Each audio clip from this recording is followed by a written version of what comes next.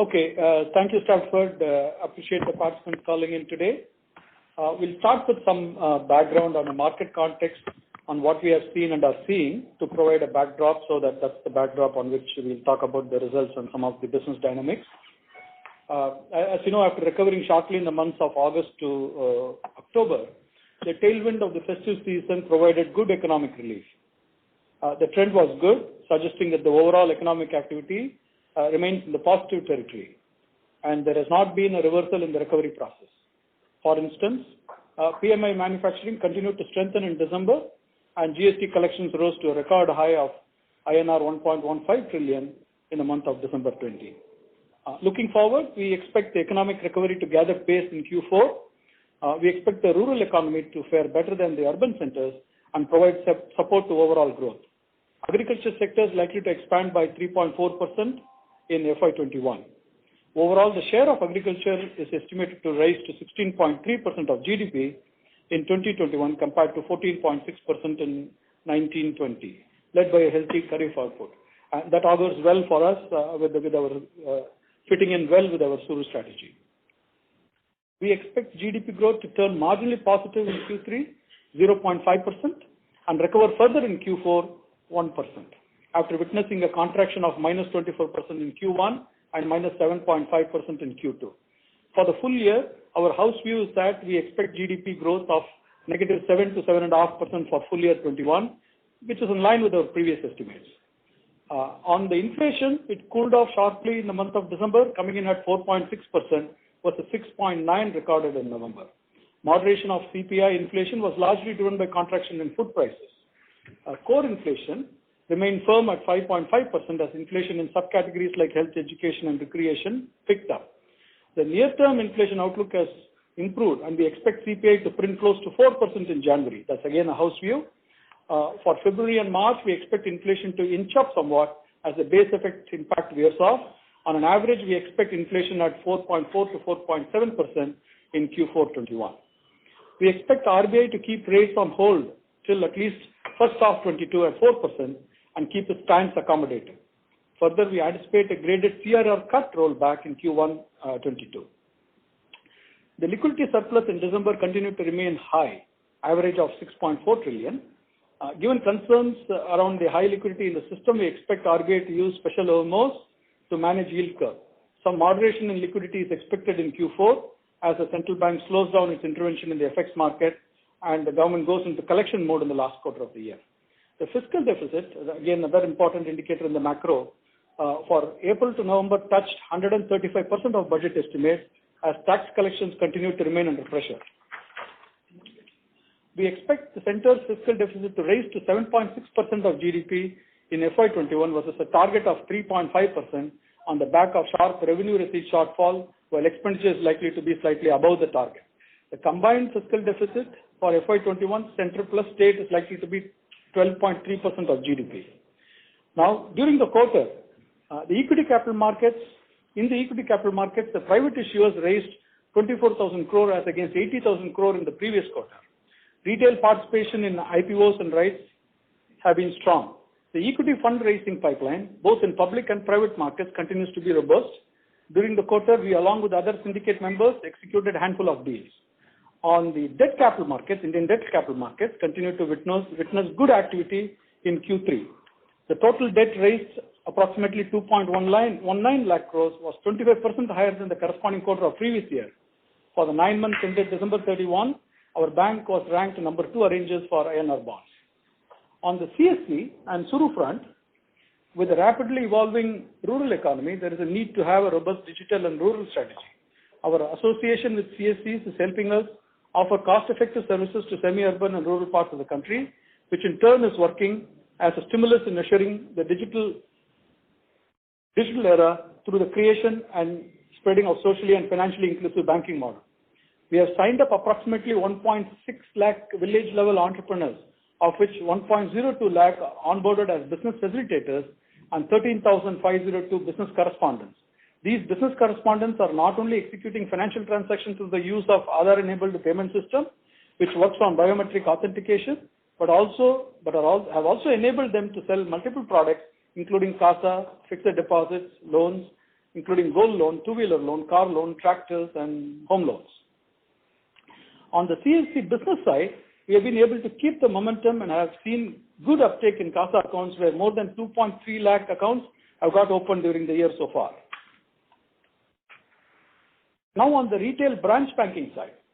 During the quarter, our sustained efforts on new customer acquisition, complemented with video KYC, led full KYC accounts and digitally powered smart accounts has enabled us to register growth of 20% in savings account acquisition and 15% in current account acquisition over the corresponding quarter of the previous year. On an overall basis, we have opened 2 million new liability relationships in the quarter, an increase of 18% over the same period in the previous year and 9% over previous quarter. During the quarter, we have launched Next Best Action, an AI/ML-led analytical tool for engagement with customers, giving our staff sharper recommendation to follow through for conversion. This has improved conversions and maximized return on efforts of our colleagues in the branches. Quick Loan Shopee, which was launched from 1st of September onwards, as an integral part of the branch's permanent in-house elements of merchandise and shopper activation, with an aim to transform the branches into a financial solutions supermarket, has helped increase retail assets throughput by way of higher customer inquiries and leads. With the launch of the video KYC, liability and personal loan customers are onboarded through vKYC through digital channel. This facility is also being extended to auto loan, two-wheeler loan, and card customers in the future. On the payments business, Q3 showed an even better recovery compared to Q2 on both issuing, acquiring, and consumer finance, which is the finance at point of sales business, albeit helped by a festive season which spanned both October and November. Card sales volumes is sequentially up 32% in Q3. Spends were up smartly, riding on the wave of enhanced customer engagement programs. Further, opening up of markets post-lockdown, enhanced acceptance of electronic payment modes as an ecosystem trend, and enhanced marketing spends by most luxury and high street consumption brands. Festive treats lent a boost to consumption with this larger than last year format covering larger numbers of participating merchants across physical and online formats, as well as close to 15,000 plus local and regional physical merchants offering a wide variety of discounts and offers. Smart, customized and personalized digital marketing. Significant penetration of small ticket spends onto debit and credit, increased activation and engagement levels. December spends matched October, leading to optimism and growth prospects in 21. Strategy will be to continue to keep customer engagement to enhance wallet share, thereby making bank cards as the primary source of electronic spends. We ran exclusive TV campaigns during the IPL and also increased our presence on digital and OTT platforms. Festive treats microsite attracted over 7 million unique visitors to the offers. On the merchant acquiring side, the similar recovery of spends were reflected in all acceptance form factors, which is the cards, UPI, net banking, etc. Enhanced merchant sign-up, deep customer engagement through one bank approach, bank staff visitations, value-added services, driving EMI at point of sale have helped in gaining counter share and float. Merchant acquisition volumes is sequentially up 20% in Q3. Lending across merchant types to take care of short-term working capital needs will be the core component of strategy going forward. On the retail asset front, retail advances continued a pointed recovery aided by the festive season, the disbursals surpassing pre-COVID run rate and clocking a 40% sequential growth. Given the solid foundation of our retail asset franchise, we are confident of sustaining this momentum and making strong gains in market share. Arvind will have more color on this as we go later in this call. On the wholesale and SME segment, the performance of wholesale business across large, mid and SME corporate was at par with the pre-COVID trends. Bank continued to gain market share due to diligent adherence to sales process. We'll have Rahul cover this later as we go along. On the collections front, the bank entered Q3 with a cohesive strategy to manage the volume increases anticipated owing to the end of moratorium relief. The bank's primary goal was to stabilize resolution rates within short order to progressively reduce the quantum of accounts flowing through into higher levels of delinquency. Jimmy Tata will talk more about credit and collection as we go along in this call. Now getting on to a few comments on the franchise balance sheet strength. We have further built on the strength of the franchise and continue to be positioned well to reap the market opportunities. The recent customer relationships that we have built are performing well in accordance with our vintage models.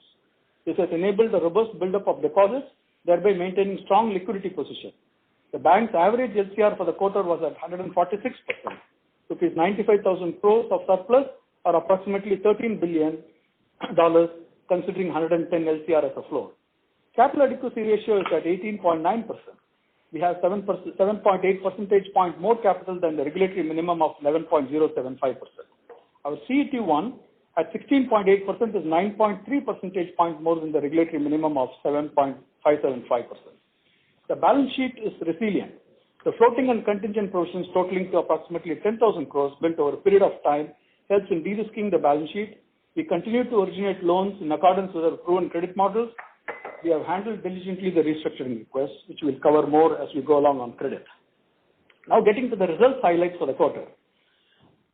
Net revenues grew to 23,761 crore, driven by an advances growth of 15.6% and deposit growth of 19.1%. Net interest income for the quarter was at rupees 16,318 crore, up 15.1% over previous year and grew by 3.4% over previous quarter. For the quarter, the core net interest margin was at 4.2%, prior year was also at 4.2%, and prior quarter was at 4.1%.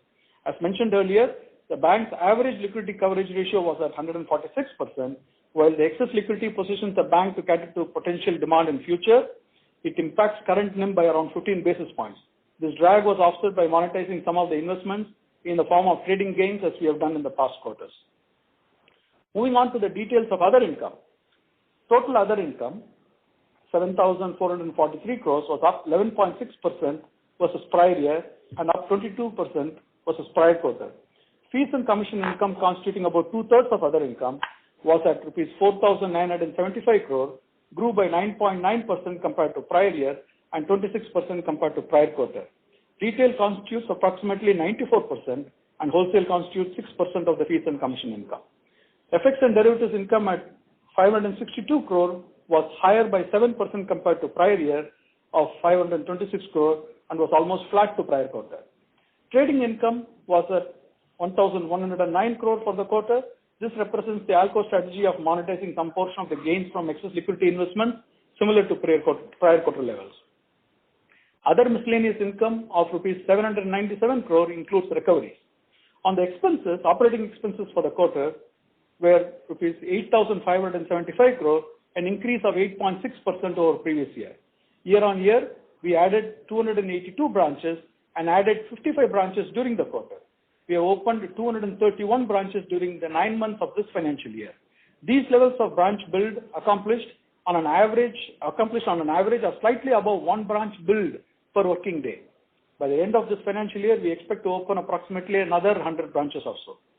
Since last year, we added 1,008 ATMs, cash deposit and withdrawal machines, and 249 during the quarter. We have 13,502 business correspondents managed by common service centers, including 1,532 opened during the quarter. During the 9 months ended December 31, we have added 8,123 business correspondents. The staff count increased by 3,579 during the last 12 months and is at 1,17,560. Cost to income ratio for the quarter and year to date was at 36%. Our expectation is that the spend levels will increase driven by sales, promotional activities, discretionary spends and investments. Thus, the cost to income ratio will be reverting to recent historical trends of 38-39% in the short run, while our goal remains to bring this down again in the medium to longer time period.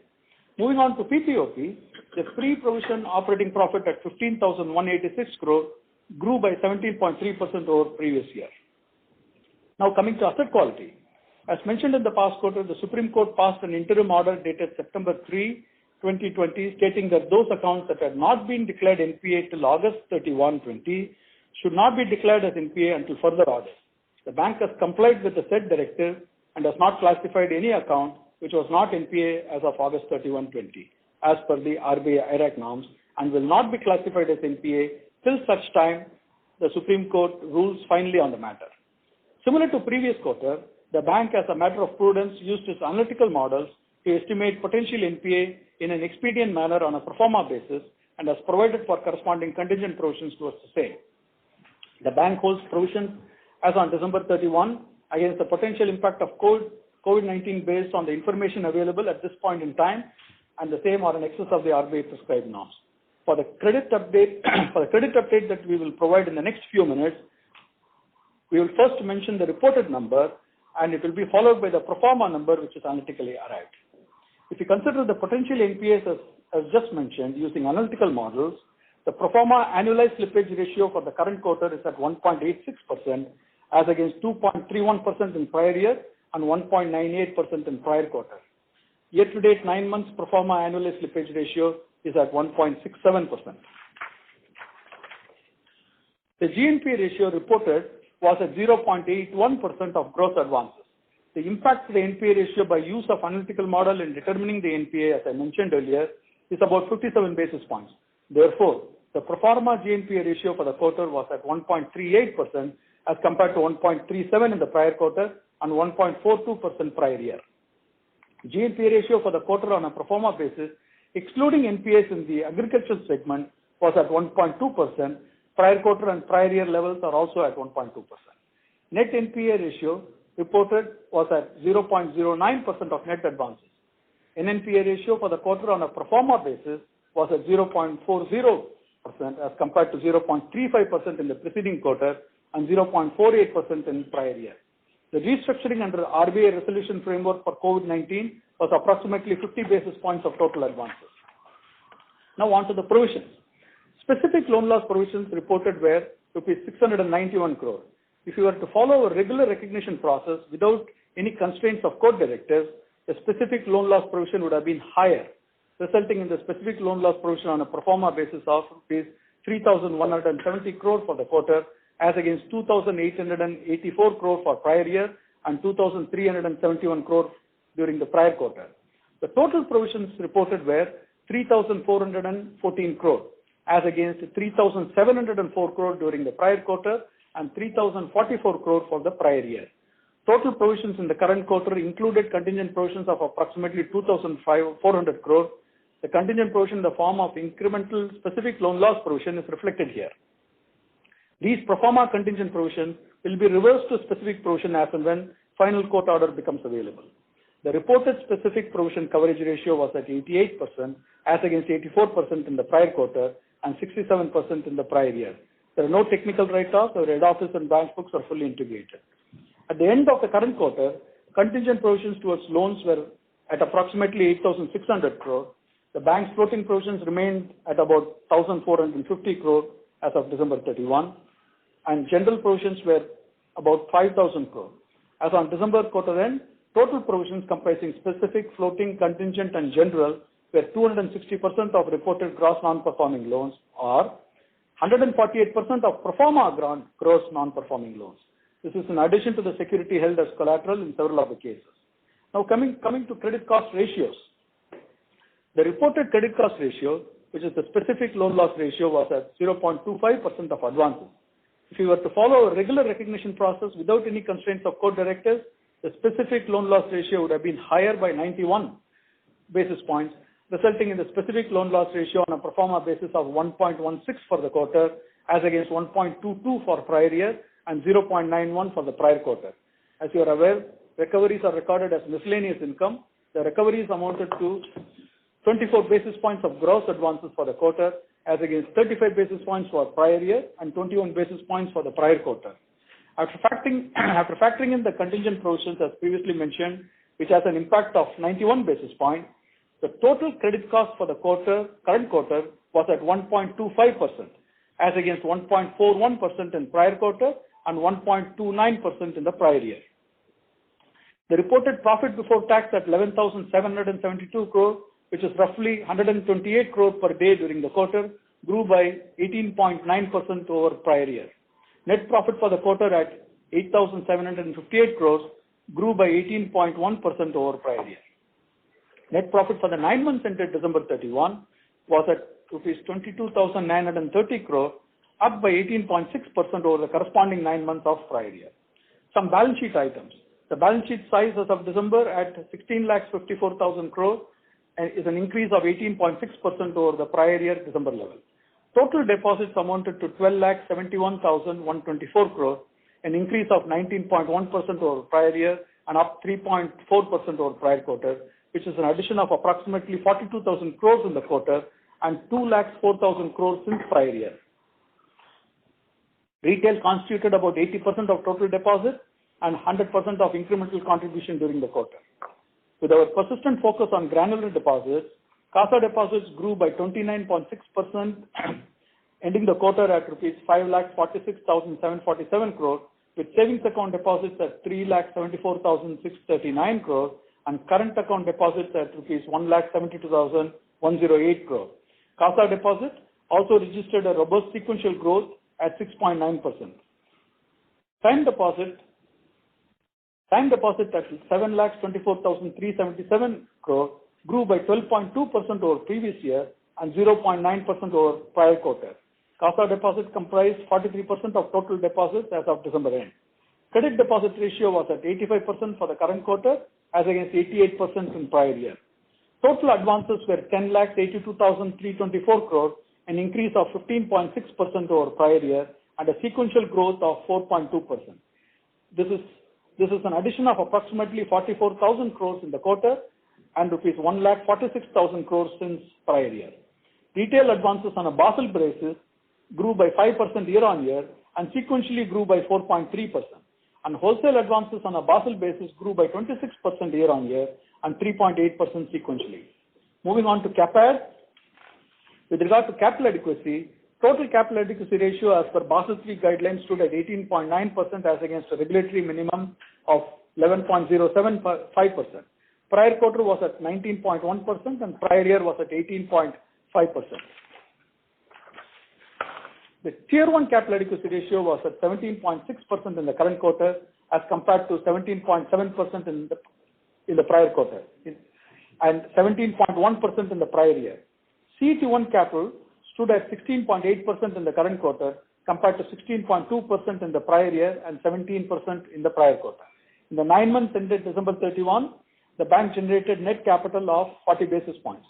To provide further context, during the financial year 1920, the net capital generation was 140 basis points to the total capital ratio. Now some highlights on STB Financial Services under IGAAP, which was made for consolidation with the bank. Disbursements for Q3 were at last year levels and sequentially up 23% over Q2, with business across product lines gaining traction. Total AUM reached 60,176 crores. Net interest income for the quarter was at 1,010 crores, a growth of 1.5% over Q3 last year, while sequential growth was at 9.3%. PPOP for Q3 was at 748 crores, growing 7.5% over previous year. Provisions for the quarter were at 818 crores, which included general provisions made during the quarter. For the quarter, STB Financial Services has reported a small loss of 44 crores. For the 9 months ended December 31, the profit reported was 218 crores. STB Financial Services has given impact of Supreme Court orders and passed NPAs at the end of August and held the status of these accounts as standard. As on December 31, gross and net NPA were 2.7% and 1.7% respectively. If STB Financial Services had classified borrowers' accounts as NPA after August 31, 20, along with the NPFC recognition methodology, the pro forma GNPA ratio would have been higher at 5.9% as on December 31, as against 5.1% as on September 30 and 2.9% as on December 31 last year. However, no benefit of standstill is taken in the P&L as adequate general provisions have been made to neutralize the benefit. STB Financial Services had adequate liquidity and LCR as on December 20, which was at 285% LCR ratio. STB Financial Services is also able to borrow at attractive rates coupled with the strong capital position of 19.5% and are well positioned to maintain growth momentum built in Q3. Now coming back to the bank, and particularly on the December 2nd RBI order, we want to mention that progress is being made on the plan of action provided to the regulator. We have taken it positively as it will raise the standards. The regulator will institute a process to inspect the action plans and the progress. We shall give updates in the future. In summary, our teams across functions enthusiastically handle customer engagement in implementing our strategy regardless of the challenging atmosphere. This is reflected in deposit growth of 19%, advances growth of 15.6%, operating profit growth of 17%, profit after tax increase of 18%, delivering the return on asset slightly above 2% or so. With that, may I request Jimmy Tata to give a few comments on credit, and then we'll have some business highlights coming too. Hi, good evening, everyone, and thanks for coming again. I'll do what I usually do and just take you through segment-wise, wholesale and SME, and then take a small break while Rahul would then step in and give you some brief on the business momentum, after which go through retail, which would be followed by Arvind's views on the business again. So, on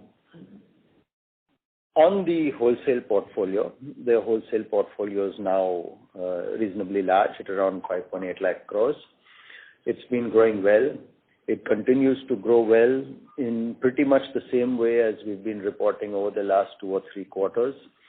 Most of the growth coming from well-rated public sector and private sector enterprises.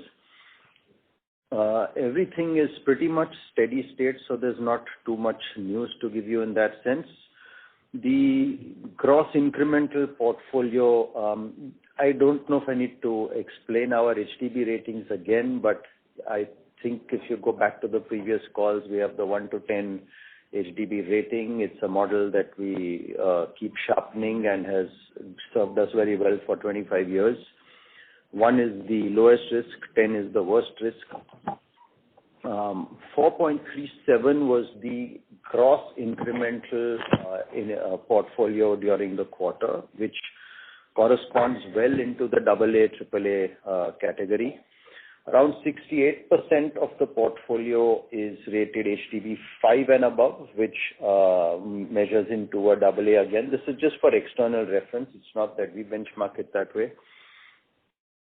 So we have around 67% of the externally rated portfolio. Actually, no, I should phrase that again. 67% is externally rated at AA and above. And since I'm using the word above, maybe I'll just let you know that it's a 50-50 between AAA and AA by and large. The average rating of the portfolio itself remained very steady, and it's been that way for the last few quarters at around 4.4. 70s, the high 70 percentages, I would say, is where the externally rated book. So at this point of time, it's 79, but it's usually in the high 70s of the externally rated book is either AAA or AA rated. 90+% is A and above. Moving into what we usually mention on the unsecured book, the unsecured book always has a better rating than the average portfolio because we do take great caution in what is done in the unsecured space. The weighted average of the unsecured portfolio today is an HDB 3.4 as opposed to the average of 4.4, and thereby the secured book being a 4.57. That's how the average gets determined. So things are pretty much as they were, going well. We are confident and it seems in order. I think Srini commented on the NPA numbers and the pro forma NPA levels. Within the wholesale book, there is really not much distance between the actual and the pro forma NPAs because the book itself is quite steady and stable. Just take a minute to move into the SME book and let you know what is taking place there.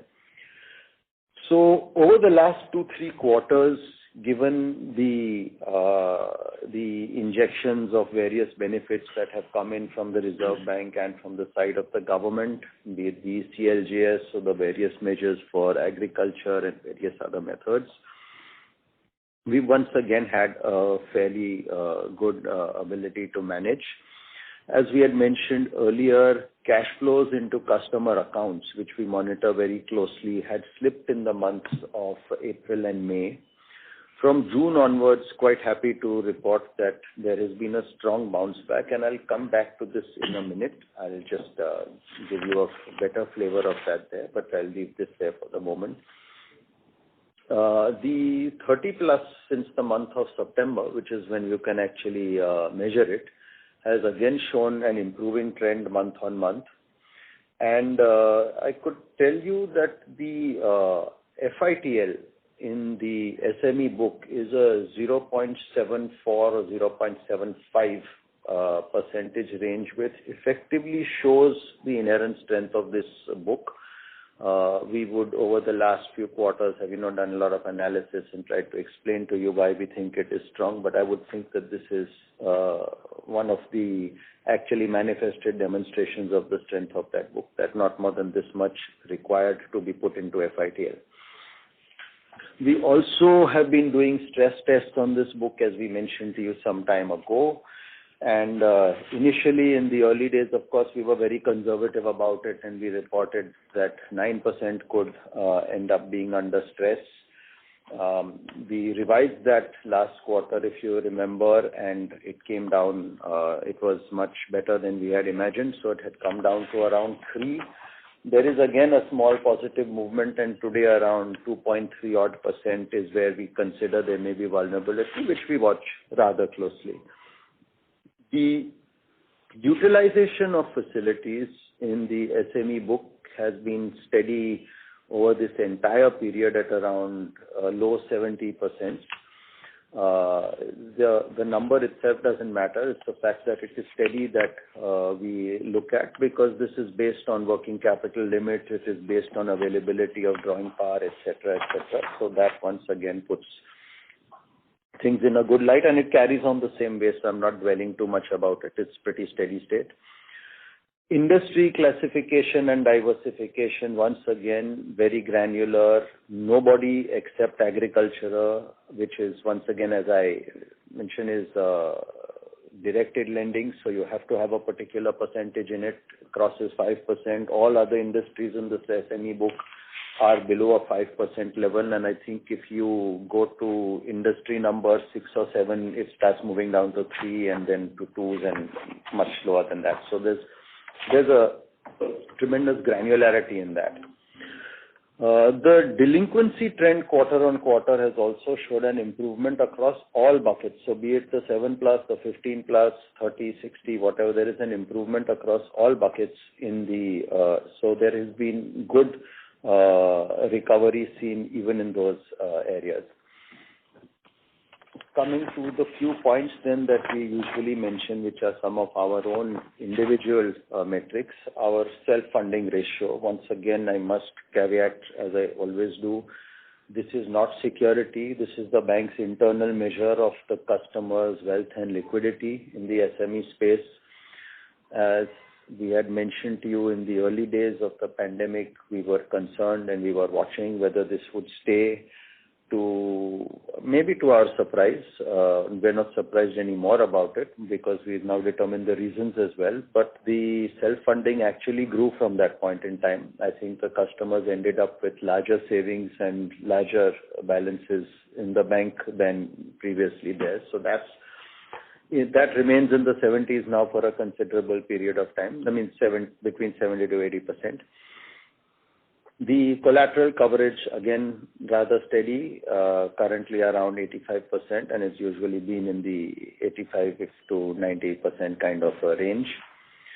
The other good thing which I alluded to right in the beginning, which I could report to you now, is since the month of June, we have seen a very steady flow of receipts into our accounts, and this is something we monitor very closely. It's not just steady, it is actually growing.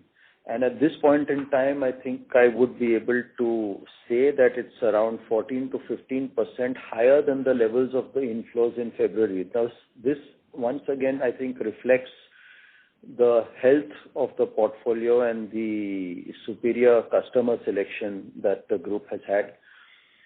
The ability of these customers to bounce back in terms of business receipts to pre-COVID levels and actually cross that shows that the book is in reasonably good health. that, of course, is all that we do internally. So we decided to do something a little more outward looking. And we decided to plot the receipts in our customer accounts and the collections vis-a-vis the GST collections of the government. And the plot shows two almost parallel lines. So once again, this shows that the flow of funds into our accounts is mirroring the recovery in the economy as well, puts things into a good perspective for us. From the risk perspective, all I can say to conclude is we have our behavioral score. Just like we have the HDB ratings in the wholesale, we have behavioral scores which focus a lot on customer behavior beyond just the balance sheet and the metrics. These are also gravitating once again back into the pre-COVID days. So all in all, comforting from our perspective. Just thought, Rahul, why don't you just speak a bit on the business side? Sure. Hi, good evening. With commencement of the vaccination drive today, it finally feels that we are on the road to normalization. Well done, India, on that. Wholesale banking remains on very strong footing and had a satisfactory performance. Corporate banking and business banking continue to track better than originally anticipated before COVID. This was a quarter that not only saw strong quarter-on-quarter and year-on-year pickup, but also on extremely strong growth in averages in both customer assets and CASA in the range of 30 to 35%. As per CSO data, advanced estimates indicate mild positive growth in second half of current fiscal. Continued improvement across high-frequency indicators bodes very well for sustained recovery. Data points for December improved and continued to show a positive year-on-year growth trend, even as the impact of festival-related holidays normalized. Manufacturing PMI, as Srini just mentioned, recorded expansion for fifth consecutive month, remaining, at a very high level of 56.4. In December, GST collections record high 11.6% growth year-on-year in December. E-way bills for December were up 15.9% YOY. Power demand increased 5% YOY in December. Rail freight grew 8.5% in December. Weekly registrations for passenger vehicles remained robust, growing at a double-digit rate even in December, and so on. However, as a very large transaction bank, we look at our collections and the collections of large corporates that pass through our cash management system. The quarter 3 collections was higher 11% year-on-year, which is, how strong it was. This is in a sharp contrast to first half of the year, when the collections were down 16.3%. For the month of December only, as people continue to debate what happens post the festival season, collections this year were higher, plus 20% year-on-year. Normalization was also reflected in, for example, in our wholesale SME book, where in the 12-month period, OD utilization moved to positive terrain over a year ago level. The bank added new-to-bank customers in excess of 2,000 in the quarter, which was 30% higher than prior year December quarter. It was a quarter of highest ever disbursements that we have done. In light of this, here is our performance very briefly on business volumes. On customer assets, advances and investments put together, corporate banking and mid-market group saw a mid-single-digit quarter-on-quarter growth. The year-on-year growth for corporate banking remained at a healthy approximately 40%. Business banking saw a high single-digit percentage quarter-on-quarter growth in its asset book and a high teens percentage year-on-year growth. We continue to receive responsible share of customer CASA across all our customer segments. Our growth is a result of our adherence to our institutionalized sales process, philosophy of service to customers, and going deep into the Suru geographies. We are not in a race to be number one or widen our lead. The market is large for all participants to grow. What aided growth, very importantly, was government's efforts towards macro stabilization. Amongst a slew of measures, just to name two, the 20% ECLGS scheme, its various modifications, 1.0 followed by 2.0, and changes in line with ground realities, all effected by the government, has helped stabilize the MSME segment, provider of jobs in the country.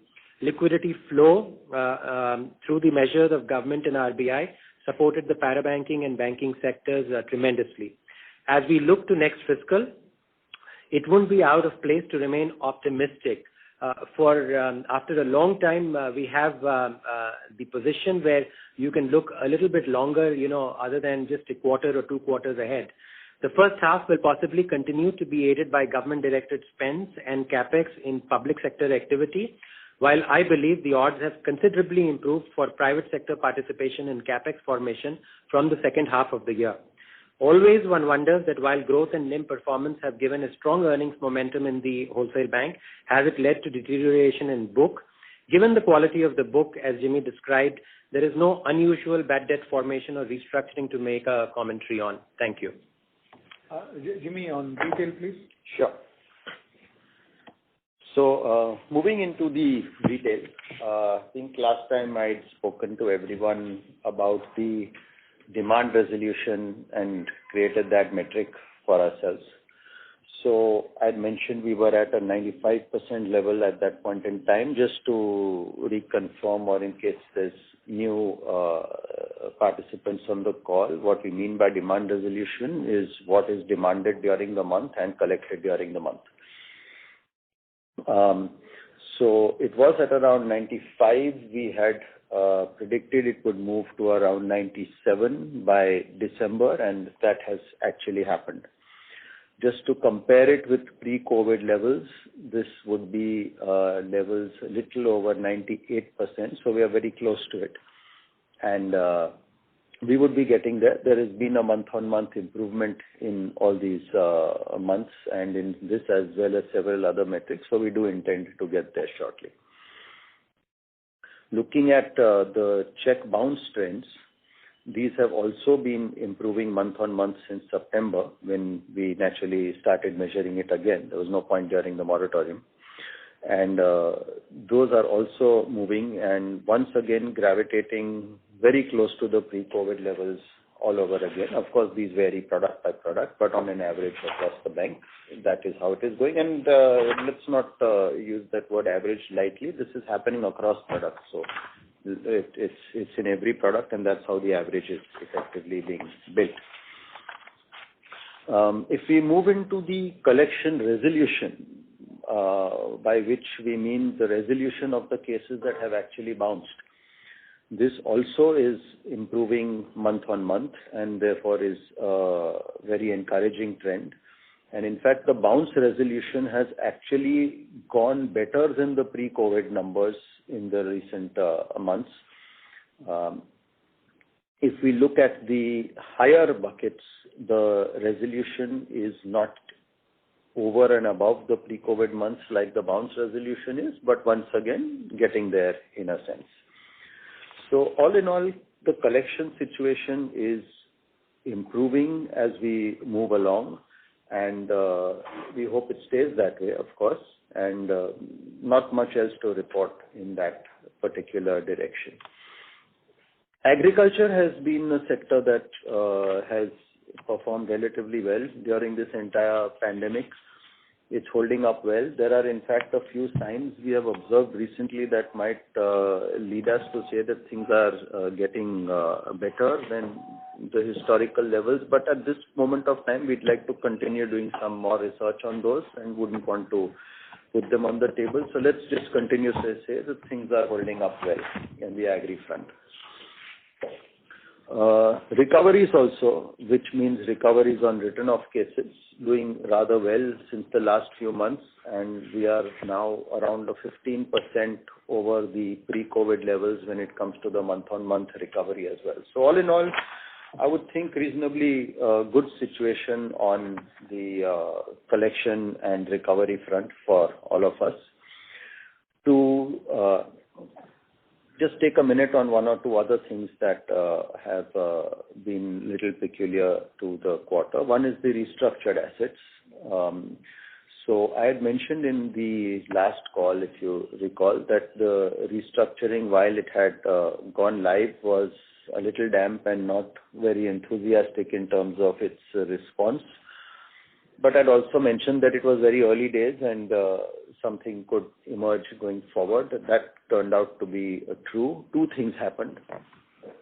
One is perhaps customers themselves felt that they should apply while the opportunity was there. But I think what helped it beyond that was the regulatory environment changed, in which it was permitted to do the restructuring on a mere request rather than to insist on a lot of documentation and justification for the same. So what we did was we tried to approach customers dynamically, because we did see this as an issue and we did want to be human about it. And whoever did apply and was basically eligible on absolutely basic grounds was offered the restructuring, and therefore the restructuring numbers did go up towards the end of the quarter. A lot of this restructuring, therefore, I just would want to draw one distinction for the benefit of everyone.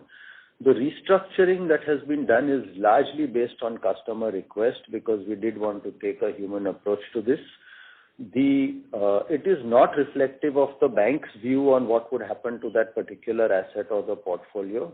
The pro forma NPA that Srini referred to and also gave the numbers for earlier on is what the bank's view is on what would happen in terms of any asset turning non-performing. So I just thought I'll draw that distinction between how we handle the restructuring and the pro forma. They are two different things. Yeah, and the restructuring is 0.5% of total. Yes, you mentioned that. You had mentioned that. Also, a small update on asset sales.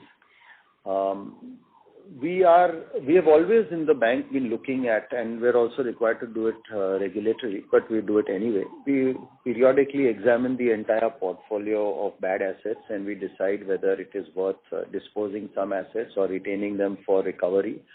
Whether we write off or not, of course, as you all know, we do not stop recovery efforts. So we do examine whether a sale could provide us a better return than our own recovery efforts in various assets as well as pools of assets. And whenever we do see that opportunity, we do sell the assets. Historically, as you would know, in the Indian context, the market has actually really been strong for wholesale stressed assets, and there hasn't been much of a market for retail stressed assets. As you know, our wholesale stressed assets have not really been fortunately very large, and for that reason there hasn't been that much of a sale. But in the recent quarters there has been a growing interest from various participants for retail assets as well, and hence taking advantage of that, we have examined the portfolio, and since we did receive offers which we thought were commercially in our interest and viable, we have sold some assets in the retail space as well. All I would say is, of course, the entire financial impact of such assets would have been taken in the current quarter, as well to the extent it had not been taken in previous quarters. But there would be no further impact in the future going on over there. When we move into, Arvind, of course, will get into the business aspect of it, but from the risk dimensions of the product growth, I would just be able to say that we are now pretty much approaching pre-COVID levels in terms of the business momentum, and in several products like the auto and two-wheeler space, we are actually ahead of those levels. Personal loans are more or less on an even keel with those times, and it is a few products like business loans, etc., where things are not yet completely up to scratch. That is for two reasons. One is, of course, the market in this area might not be that conducive, and of course, we would also be cautious in certain segments where we wanted to exercise that level of caution. But of course, Arvind will speak more on the business momentum as things progress. I think that's pretty much it from my side, except for, let me just tell you a little bit. I think comparing industry delinquency at this point of time is not going to be very meaningful because of the Supreme Court judgment. We, of course, are trying to work out and communicate our own pro forma delinquencies, but there is no consistent methodology for that. It's probably not good to compare that. But what I could give a small flavor on is the future portfolio, because the assets that we are putting on in the current environment, if we just take one metric, and this is again for the external world to give a reference, it is not the metric that we use internally, but if we look at the bureau scores of the new acquisitions, across all products, we are considerably higher than the average of the rest of the industry. So if you take one of the most significant unsecured products, around 52% of our portfolio is above what is generally considered a very high cutoff score in the bureaus, compared to a 35 for the rest of the market. If you take one of the largest secured products, those two numbers are a 42% for us and a 33 for the rest of the market, with the same high bureau triggers that we are talking about. And if you look at products considered a little more risky, even the current environment like commercial vehicles, this actually becomes a 2x factor. It's virtually double the injection into our portfolio as compared to the rest of the market with these high scored customers. Not the way we would want to actually describe this, but probably from an external reference perspective, the best flavor that I could give at this point in time. So that's a little bit on the new acquisition and the quality of the portfolio, because you should know that what is being onboarded at this point of time is of the usual, if I may use the term, HDFC Bank quality. And I'd hand over to Arvind now so he can take it over. Thanks, Jimmy. Okay, the retail assets umbrella of all 11 businesses, whether it's secured, it's unsecured, the retail working capital, the microfinance. I think in the last quarter, when I covered the July to September, I mentioned that we've grown by the double-digit sequential growth. This quarter, October to December as well, we are mirroring a similar sequential double-digit growth on the dispersals. So we have surpassed the pre-COVID run rate this quarter, which you heard Jimmy just sharing with you guys on the retail assets as a whole. Another point to note is that on a December to December, if I compare 20 and 19 Decembers, we are running a double-digit growth on the incremental business for that month as well, on the overall retail assets businesses.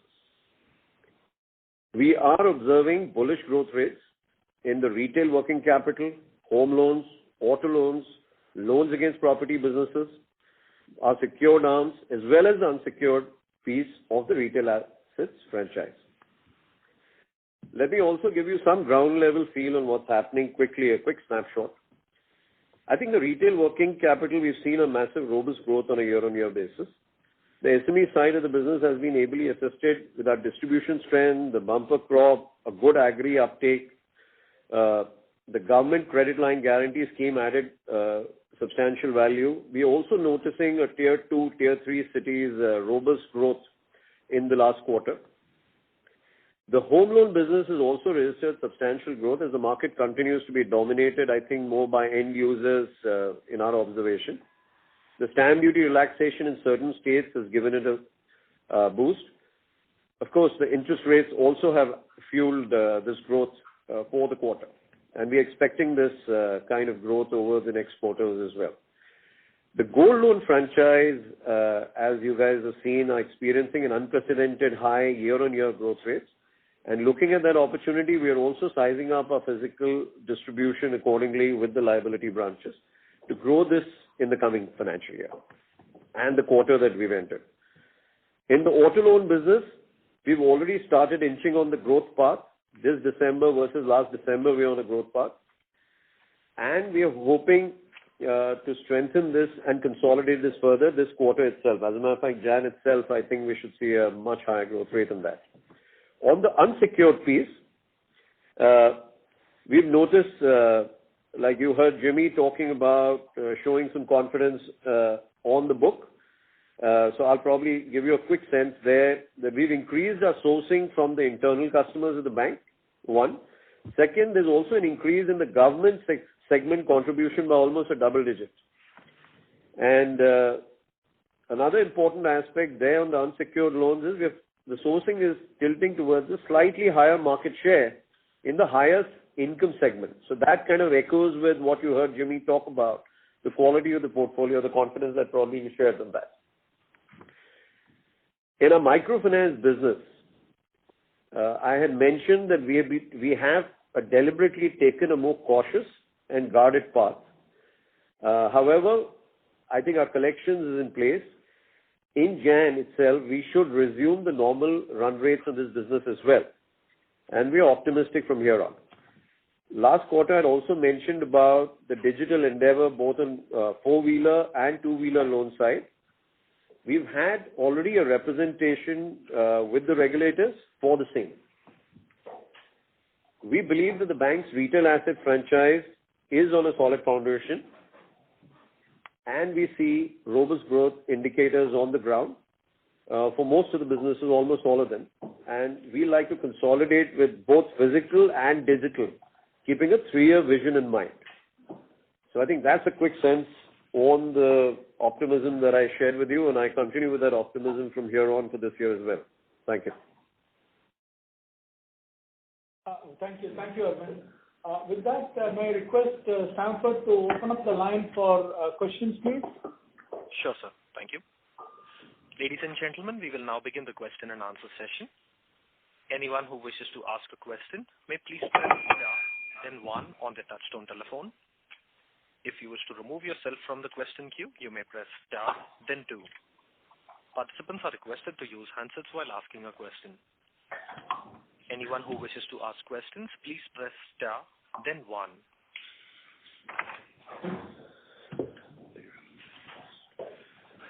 The first question is from the line of Mahrukh Adajania from Elara. Please go ahead. Yeah, hi, congratulations. My first question is on slippages. So you indicated slippages of around 51 billion for the quarter, which is very similar to the previous quarter, even after 4 months of aging of moratorium loans. So could we, is it fair to assume now that slippages have peaked? Because even with so much aging, pro forma slippages are not really higher than what we saw in the previous quarter.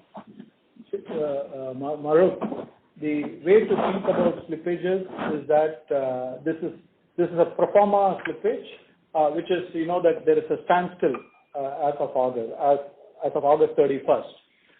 Even in last quarter, that we did tell you that we did a pro forma, including acceleration, right? That last quarter we did do that. And in this quarter also we have done a pro forma through an analytical approach. While I'm not going to venture into giving a forecast of where we will end, we believe we are fairly reasonable in making these kind of approaches to get to the pro forma in terms of slippage. Okay, and could you share the movement of NPLs, as in what was upgraded and what was written off and recovered during the quarter? I believe you got the slippage is 1.86, which is, call it 4,900 and change. That is the slippage, and then the differences between upgrades and recoveries and write-offs. Okay. And my other question is that how much would you have disbursed under ECLGS 2? What would be your incremental disbursals under ECLGS in the third quarter? And how much of it would be ECLGS 2? Hi, Mahrukh, Jamia.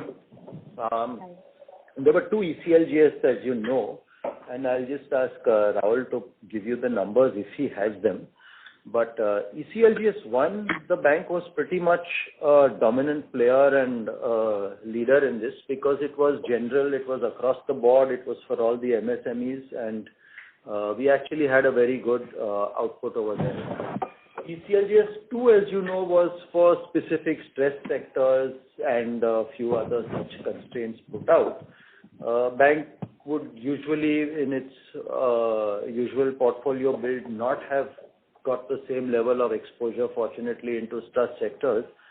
So we would not have had the same level of output. But for numbers, Rahul, you got any clue? Or? Yeah. So, Mahrukh, just to give you a sense, at this point of time, as of yesterday, under ECLGS 1.0, we have disbursed 22,102.68 crores across 1,19,599 customers. In ECLGS 2.0, we have disbursed 579.16 crores across 58 customers. Thank you. Okay, thank you. That's very helpful. Just one last question on restructuring. Would there be any corporate restructuring under implementation which is not included in this 0.5? No, I don't. There are a few corporate cases, but I would think they are included. I would ask FinCon to check that and get back to you tomorrow. But there are a few corporate cases, but I don't think there's anything more than what has been put out to you. Okay, sorry, just one last question in terms of interest reversals on pro forma slippages. So would you have reversed interest also on these slippages or? Yes, Mahrukh, has been done. Okay, thanks a lot. Thank you. The next question is from the line of Suresh Ganapathy from Macquarie. Please go ahead. Yeah, hi. My question is first on the qualitative front, on the technology side. I know the last time it happened was because of a power outage, but then how confident you are that you can really handle higher and higher volumes? What are the qualitative changes that has been done? If you can just reflect upon that. And also, when do you think you're going to call RBI for a review and by when this could get resolved? And the second related question to this is that your inability to add credit card customers doesn't necessarily affect account openings. Has there been some kind of a reduction in account openings because of that? And sorry, finally, the last question is a clarification from Jimmy Chata. So you are saying that 1.38% is the pro forma GNP and 0.5% is restructured assets.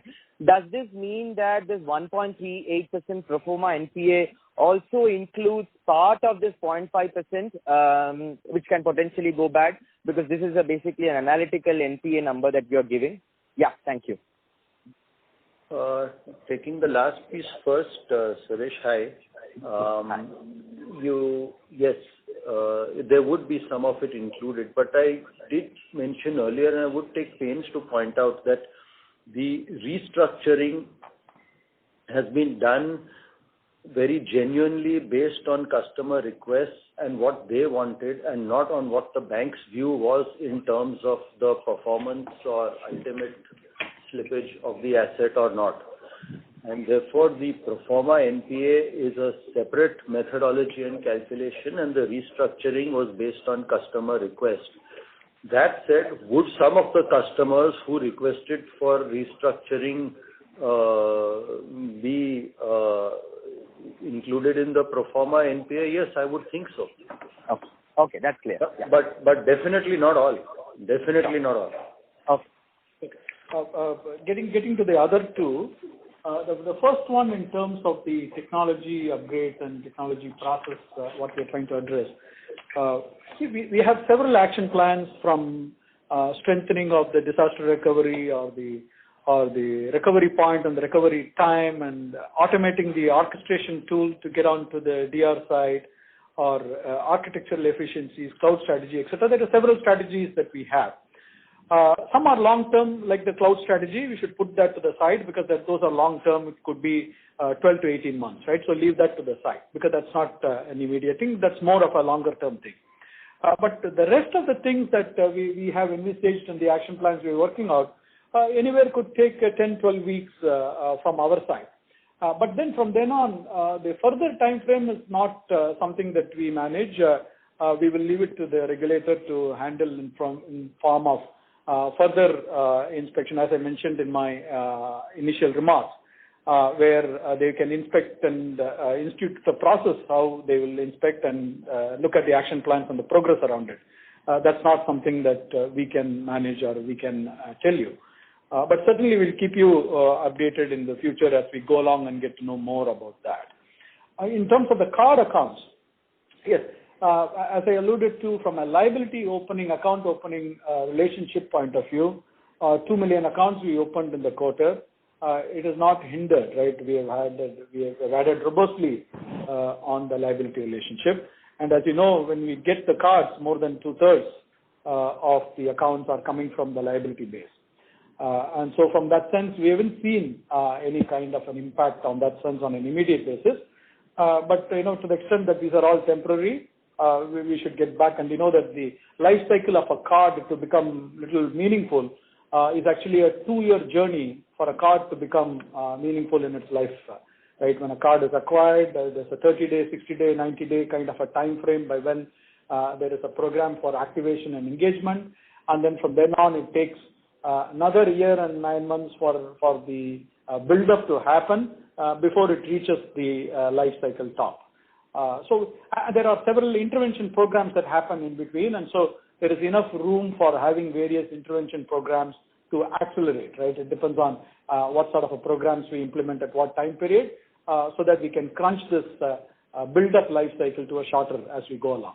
But at this time, to answer your question, whether are we seeing, the 2 million accounts liability relationship we opened is quite robust. Last quarter was 1.8, the quarter before 1.6, and this 2 million, all of last year ending March 20, all of that year was 6.5 million accounts liability relationship is what we opened. So we are on a good track from that sense to start building. The initial relationship building approach is robustly going. Thank you, Srini. Yeah, thank you, Srini. Thank you. The next question is from the line of Kunal Shah from ICICI Securities. Please go ahead. Yeah, congratulations to the entire team for a great set of numbers. Just wanted to get some sense in terms of the SMA pool, SMA 1 and 2, which would be sitting out there currently. And if you can give it out for some of the specific segments of retail, and also the SMA 1 and 2 pool for HDB Financial. Hi, Kunal. Retail, firstly, the SMA 1 and 2 wouldn't be very applicable because you have the 5 crore cutoff for classification to start with. That said, we don't put SMA numbers out in the public domain, but they have always been and remain well ahead of industry. The same for HDB too. Shouldn't be in a big deal there. And that's not something, Kunal, that is a published number for us to talk about. No, last time we just highlighted that it's within a very narrow range of 1 to 1.5% and not moving out there. So just a reading from RBI's FSR, okay, wherein it is actually moving up to almost 7.2%. So how should we read it into, say, particularly for our bank as well, and how representative would that number be? We do not have a creep, is all I can tell you. Okay, sure. And secondly, in terms of this collection efficiency, so last time also we were highlighted that 95% was in September and would have improved to say 97 in October. And that continues to be 97 in December as well, because last time we just broke it up between the morat and the non-morat pool as well. So currently what number we are highlighting of 97 odd %, this is again the combined number which is there, because last time in the non-morat it was 99 and morat it was 97 by October. So two things there, Kunal. Firstly, a collection efficiency is an extremely broad umbrella terminology. So the 95 and 97 that we are referring to is what we are calling demand resolution, which, as I said, was what is demanded during the month and what is collected during that same month out of that demand. So yes, this was at 95 the last time we spoke, and we had thought we would be able to move it to 97, which, as I mentioned earlier, is very close to the pre-COVID numbers as well.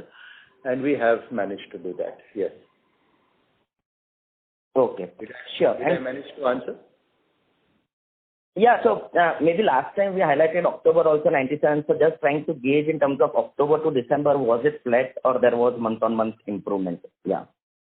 I don't know, I don't recall exactly, but it has progressively moved from 95 to 97 by December.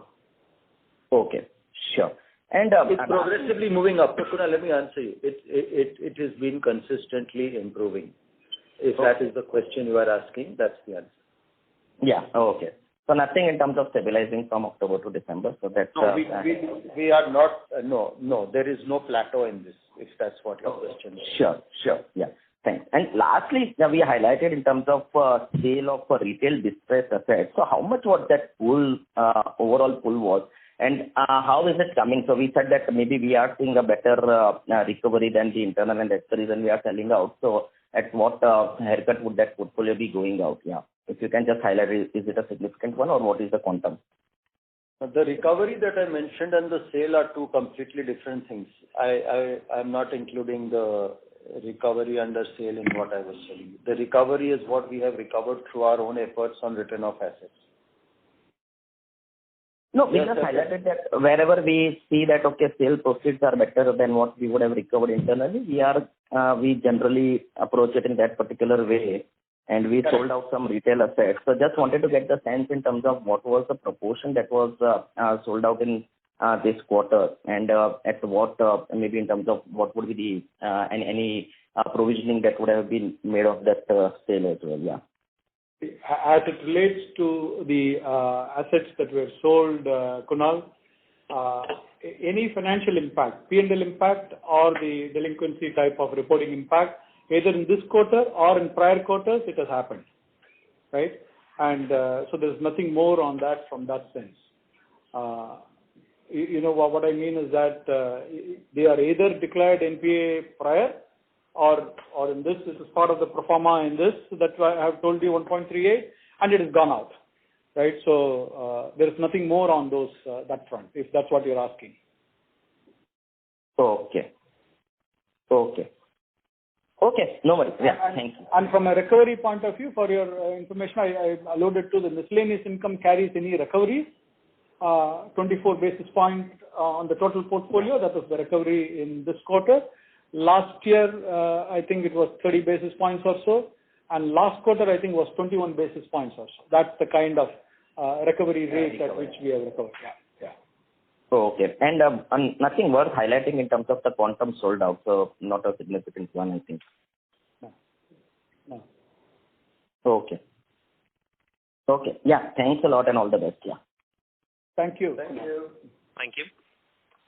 The next question is from the line of Jai Mundhra from B&K Securities. Please go ahead. Yeah, hi sir. Good evening. Sir, first question is on asset quality. Now, the asset quality has panned out very well, and probably you had hinted in your earlier interactions also. And probably you also hinted that some of that could be due to multiple dispensation given by RBI, maybe FITL, moratorium, ECLGS, etc. So, do you suspect that as these dispensation get unwinded, there could be some let us say, impact on the slippages as we go into FY22? Or do you think they should not have any meaningful impact? Yeah, that is the question number one, sir. Firstly, to look at the series of measures taken, it was frankly very well done by the government. The first thing was a moratorium. What do you do when you have a hemorrhage? You tie a tourniquet and you stop the bleeding. So I think that was step one. Step two was you start injecting. That was your ECLGS. You need a further injection to cure even further because some gangrene is spreading. You inject ECLGS too. And lastly and finally, if there is anything residual at all, you had your restructuring option, which was given to the customer, and the entire power in all these measures, if you can see, was not left with the banks. It was put in the hands of the customer. He could ask for his ECLGS, he could ask for the restructuring, and it was done on his request. So that answers part A of what you were saying. Part B of what you were saying is that there is no unwind here, because the real measures, see, what had to be unwound was unwound in August. You're seeing the impact of the moratorium's end. And now we don't need to talk about it anymore because it's more than 6 months old. The rest of it is frankly not being unwound. It's permanent. The ECLGS injections are there for the benefit of the customer for time to come. The restructuring is there to the benefit of the customer for time to come. So there is no unwind left. There may be time horizons within which you had to act on each of these measures. That's fine. But the impact of those measures is lasting. So I don't see what you were perhaps alluding to as a fear that, as these unwind, there will be stress pouring out from all corners. I don't see that. Sure, sir, that's helpful. And secondly, sir, on HDB Financial, so there is pro forma basis, the GNPA has moved from 5.2 to 5.9 odd %. Anything specific or any product that you would like to highlight where you are seeing relatively higher stress, or any qualitative comment within the customer segment or within the product segment? Not really. As you know, HDB operates in a segment that is of a higher risk customer segment than HDFC banks. That is always been the case. They also operate in a product range that is a little different from HDFC bank, so it's never fair to compare. That said, there is nothing of any material note in terms of change between the quarters to report, no.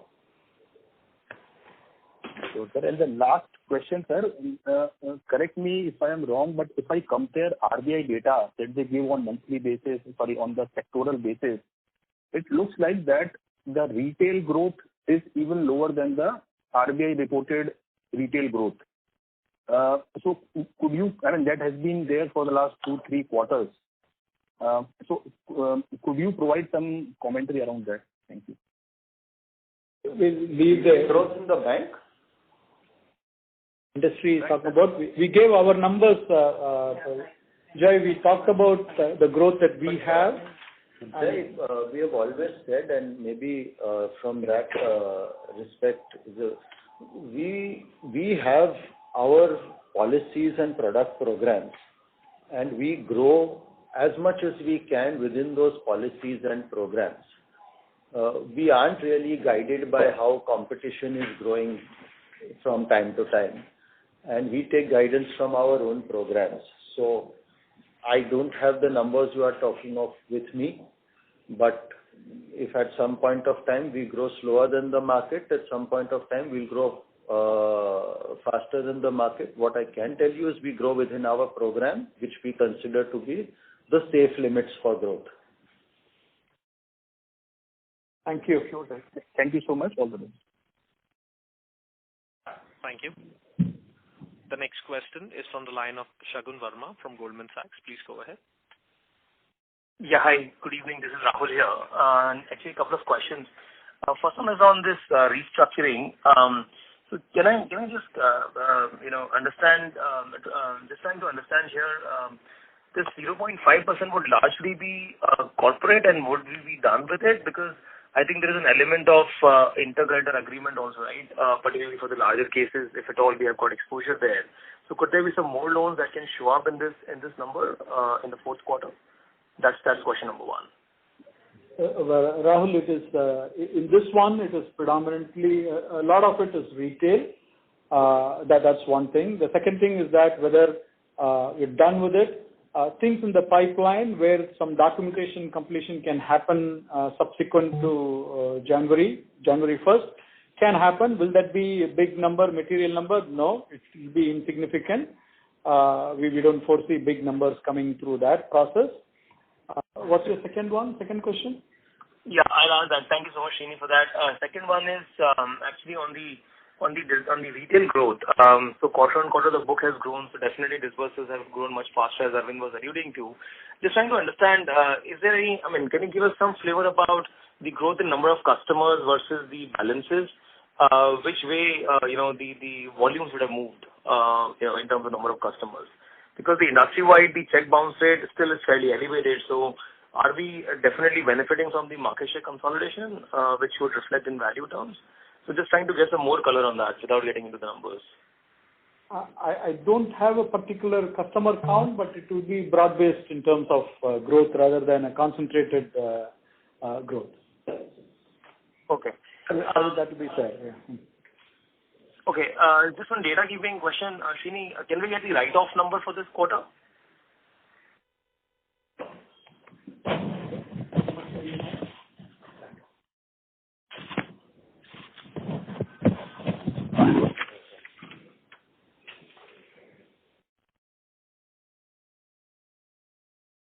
As we go along, I'll try to get it. I don't have it in front of me. Rahul? Sure. Yeah, just a last question. The last question, Srini. So, the Reserve Bank of India, had put up this draft paper for the NBFC's path forward. Just wanted to understand your preliminary views, if at all, from the bank side, given the fact that we have got HDB financials, which could, which could be affected by the new set of regulations. So, any preliminary thoughts that you may have on these draft guidelines or draft paper rather? is still in a working paper form with the views and suggestions and inputs to be given by 15th January, which was yesterday. It still remains to be seen how this shapes up and evolves. We'll have to wait and see how this evolves into a shape. Okay. Got it. Thank you so much, Srini. That was really helpful. Thank you and good luck for future. I appreciate, Rahul. Thank you. Thank you. The next question is from the line of Manish Otswal from Nirmal Bang Securities. Please go ahead. Yes, sir. Thank you for the opportunity. I have only one question. On our SBB Financial, we have a gross NPA of 5.9%. What is the total provisioning number? Because the way you shared for the bank number, contingent provisioning for the pro forma gross NPA, what is the total provisioning we have done till date? In this quarter, I think the provisioning was about 800 crores. That's what readily I have. Balance sheet number, sir. Balance sheet number, I'm looking at. No, I don't have it in front of me. I'll have to get back to you on a balance sheet. Okay, thank you. You know that HDB Financial Services closes their books on Indian GAAP basis. We take and consolidate on an Indian GAAP basis. So Ind AS and Indian GAAP, they close on Ind AS and we consolidate on IGAP. So two different bases we have, and I don't have readily in front of me what that is. Yeah. Thank you, sir. Thank you. Thank you. The next question is from the line of Abhishek Murarka from IIFL. Please go ahead. Hi, good evening, everyone, and congratulations for the quarter. So just a couple of questions. The first question is basically on net interest margin, and if I see, in the last 3 or 4 months, that's how far back the last, TD rate cuts or rate cuts were. So is there, a base forming in terms of cost of funds, whereas, there is pressure on yields. So do you think the NIMs are largely at a, higher end of your band? The second question would be on the unsecured growth. I think you've alluded to it, but I just wanted to know on a gross basis, how much credit card do you issue, let's say on a monthly or a quarterly basis? Just a ballpark will do over there. Thanks. These two questions. Okay. First is relating to the net interest margin. Yeah. The bank has operated on a net interest margin between 4.1 on the low side, 4.4, 4.5 on the high side. If you look at it over a period of time, that means if you look at it for the last 3 years, don't look at quarter to quarter, but look at annually if you wish. Look at 3 years, 5 years, or 10 years for that matter. That's the kind of range the bank operates. So at 4.1, 4.2, you can call it towards the lower end, right? To the left of the center. That is the kind of range this 4.1, 4.2 is. From where we are over a period of a longer cycle when you look at it. Yeah, Srini, but the point is, in this part of the cycle, let's say in the medium term, not immediate, but we are growing faster on the corporate side, and that is pressurizing yields. Whereas on the cost of fund side, you would, be close to a bottom in terms of the ability to cut rates further. So, do you see, the bank hugging, let's say, the lower end of the band for a while? Or do you think you can grow retail fast enough incrementally and sort of get NIMs back up? There is no one particular target that we shoot for, but the way we manage in the ALCO is assets are priced based on our cost of funds. We run ALCO once in 2 weeks and we price the products according to what we can do and what we want. And the way the bank as a whole we have managed is to operate it within this broad band of 4.1 to 4.4, 4.5. Within that band is what we target to manage. And what at the end of the day, the volumes come in, the demand comes in and shakes out, that's where it comes. And so sometimes 10 basis points can go down, 10 basis points can go up. But that shakes out as a part of the process. But the way we follow is like this. We look at the assets are priced based on our cost of funds and according to the risk measurement that we have for different category and segment of customers. Sure. Thanks. That helps. Thank you. And regarding the credit card? That's not something we have published, and so I don't want to put something new. That's not something unless it is there in the public forum, it is there, but otherwise we have not disclosed that number. Yeah. All right. Thank you. Thank you. Ladies and gentlemen, that was the last question. I now hand the conference over to Mr. Srinivasan Vaidyanathan for closing comments. Okay. Thank you. Thank you very much, Stanford. Appreciate the participants dialing in. And if you do have more questions, queries, feel free to reach out to us in course of time. We shall be happy to engage with you on anything. Thank you. Appreciate it.